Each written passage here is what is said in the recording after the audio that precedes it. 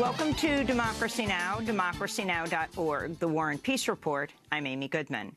Attorney General Jeff Sessions asked for the resignations of 46 U.S. attorneys on Friday, angering the prosecutors who say they were not warned in advance. Although the dismissal of U.S. attorneys is common during presidential transitions, those affected say the Trump administration bungled the layoffs, with many U.S. attorneys learning only through the media they had to clear out their desks by the end of the day. One of the most high-profile prosecutors asked to resign, U.S. Attorney in Manhattan Preet Bharara, refused to step down Friday and was quickly fired. Bharara's termination came as a surprise since Donald Trump met personally with Bharara at Trump Tower last November and assured him he could remain at his post. Bharara says his office received a voicemail Thursday from the White House, but that he declined to speak with the president, citing Department of Justice rules. The unusual circumstances of Bharara's firing prompted Democrats to suggest it was politically motivated. This is Maryland Democratic Congressmember Elijah Cummings speaking on ABC's This Week. Just not very long ago, the president was saying that he was going to keep the U.S. attorney there in New York. And then suddenly he's, I guess, changed his mind. I'm just curious as to why that is. And certainly there's a lot of questions coming up as to whether President Trump is concerned about the jurisdiction of this U.S. attorney and whether that might affect his future. Preet Bharara's firing came as his office was probing Fox News after allegedly failed to inform shareholders about numerous settlements in sexual harassment and assault cases. The dismissal came less than a week after a government watchdog group sent a letter to Bharara's office asking for an investigation into whether President Trump violated a clause of the Constitution, the Emoluments Clause, barring federal employees from receiving benefits from foreign governments. In 2013, Preet Bharara was one of 18 U.S. officials barred from entering Russia. Russian President Vladimir Putin was reportedly angered by Bharara's prosecution of Russian arms dealer Viktor Bout. On Sunday, Bharara tweeted about his firing, writing, quote, "By the way, now I know what the Moreland Commission must have felt like," end quote. That's a reference to an anti-corruption commission set up by New York Governor Andrew Cuomo in 2013, which the governor then disbanded the next year. The tweet fueled speculation Bharara was fired because of his investigations into Trump's businesses and the White House. In Washington, D.C., the Congressional Budget Office is slated to release its assessment of a House Republican health care bill as early as today. Ahead of the report's release, the Brookings Institution estimated as many as 15 million people may lose coverage under the American Health Care Act within 10 years. The legislation would also give huge tax relief to the wealthiest Americans. According to the nonpartisan Joint Committee on Taxation, those earning more than $1 million annually would save an estimated $165 billion in taxes over 10 years, causing many to talk about the bill not as a health care bill, but a wealth care bill. On Capitol Hill, the House Intelligence Panel has set today as the deadline for the Justice Department to turn over any evidence to support President Trump's unfounded claim that the Obama administration wiretapped Trump Tower in the run-up to November's election. The ultimatum by ranking Democrats on the panel came as even top Republican lawmakers questioned President Trump's claims. This is Arizona Republican Senator John McCain speaking on CNN Sunday. The president has one of two choices, either retract or to provide the information that the American people deserve, because if his predecessor violated the law, President Obama violated the law, we've got a serious issue here. I have no reason to believe that the charge is true, but I also believe that the President of the United States could clear this up in a minute. All he has to do is pick up the phone, call the director of the CIA, director of national intelligence, and say, okay, what happened? In Washington, D.C., thousands of Native American activists and their allies marched to the White House Friday, protesting the Trump administration's policies towards indigenous people and its support for the Dakota Access Pipeline. Along the march route, protesters erected a giant teepee outside the Trump Hotel to, quote, reclaim stolen land, unquote. This is activist Deborah His Horse's Thunder. I mean, as Native people, we've continued to have our resources extracted. You know, they're in the process of doing that now with this pipeline, to the detriment, or the possible detriment, or the very real detriment of loss of clean water. And then what? Nothing's going to survive without water. Nothing. The protests came just days after a federal judge ruled against a lawsuit by the Standing Rock and Cheyenne River Sioux tribes to halt construction of the last section of the $3.8 billion pipeline, which they say could pollute their main source of drinking water, the Missouri River. The ruling came after President Trump fast-tracked the Dakota Access Pipeline and Keystone XL pipelines for completion. The company building the Dakota Access Pipeline, Energy Transfer Partners, says it expects to pump oil through the pipeline by April 1st.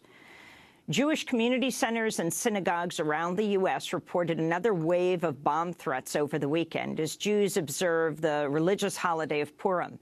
In Rochester, New York, the Louis S. Wolk JCC was evacuated for the second time in less than a week as police search for explosives. This is Police Chief Mark Henderson. We do believe that this is part of, as I mentioned on Tuesday, a larger picture, the national trend. That's why I did mention that the FBI was involved. They are assisting us. The state police is taking a lead role, and from a New York State perspective. There were other weekend bomb threats against Jewish centers in Illinois, Indiana, Texas, Wisconsin, and Vancouver, Washington. The Jewish Community Center Association of North America says it's documented 128 incidents at 87 community centers so far this year. In Florida, a man attempted to set a convenience store on fire Friday morning, later telling police he wanted to, quote, run the Arabs out of our country, unquote. 64-year-old Richard Leslie Lloyd told police he believed the store's owners were Muslim, although they're of Indian ancestry, and that he was, quote, doing his part for America, unquote. The arson followed a rash of recent hate crimes targeting South Asian men. Iowa Republican Congressmember Steve King sparked outrage Sunday after publishing a racist tweet in support of far-right Dutch politician Geert Wilders. Congressman King was retweeting a cartoon by the anti-immigrant group Voice of Europe depicting Wilders with a finger plugging a leak in a dike labeled Western civilization, holding back a toxic wave of Islam. The cartoon also depicts Muslim men with a sword and a suicide bomb vest. Congressman King's retweet of the cartoon read, quote, Wilders understands that culture and demographics are our destiny. We can't restore our civilization with somebody else's babies, unquote. The tweet drew praise from former Ku Klux Klan leader and Louisiana politician David Duke, who tweeted, God bless Steve King. It was not Congressmember King's first white supremacist comment. Last July, he told MSNBC white Christians have contributed more to Western civilization than any other, quote, subgroup. In South Dakota, Governor Dennis Daugaard signed legislation Friday allowing taxpayer-funded adoption and foster care agencies to cite religious exemptions to refuse services to LGBTQ people.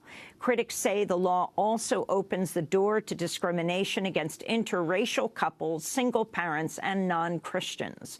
Similar bills are winding their way through legislatures in Alabama, Oklahoma, Texas, and other states.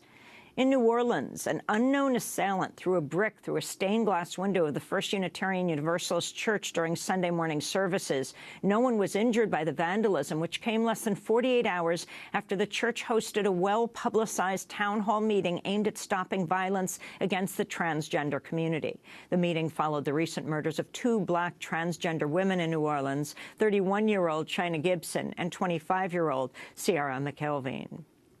In Texas, a federal court panel ruled Friday that the state's Republican-led legislature illegally drew 3 congressional districts to suppress the voting power of minorities. The 2-to-1 ruling by the Fifth Circuit Court of Appeals found the state's illegal gerrymandering packed minorities into some districts and split them in others, diluting the voting power of Latinos and other non-white citizens. The districts were drawn in 2011, the same year then-Governor Rick Perry signed a voter ID law that was later struck down by federal courts because it discriminated against people of color.